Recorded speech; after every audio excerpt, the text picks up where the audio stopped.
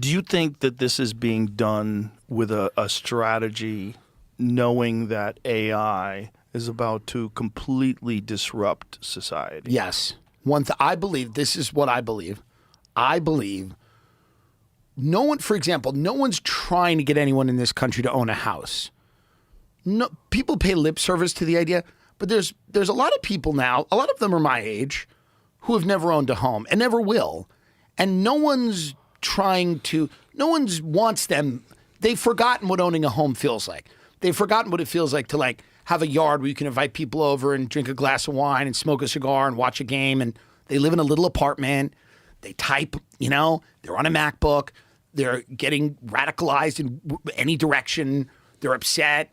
They're on dating apps or whatever, but they don't feel like they have a foundational core to their life. No one has really even given them the idea that they're going to get that. So I think that's just one of the things where they're basically saying like, no, you don't need a house and you're not getting a house, and forget what owning a house was. Like, forget that doesn't matter. And I think part of this is because they know, same thing with healthcare. There's no real movement to give anyone healthcare in this country. And if it is, it gets shut down immediately. So on the positive side, you might go, well, they know that AI is coming and that AI is going to do a lot of stuff with health, and it's going to help extend lifespans. But also on the negative side, they go, AI is going to disrupt the economy to a point where like, we're not going to have people owning homes and cars and things like that. We're going to have a lot of people without a steady income, or they don't really know what to do. We're going to have a lot of wealth that's existed, a lot of capital, and we're going to have tremendous inequality, and we're going to have a lot of joblessness.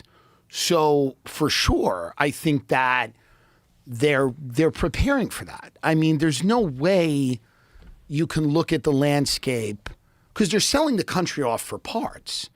And this is both parties, and this is like, they're selling it off for parts. So, I mean, obviously, something's coming. Something's coming for sure. And I don't know when it is. And I'm sure the AI thing's overblown to an extent.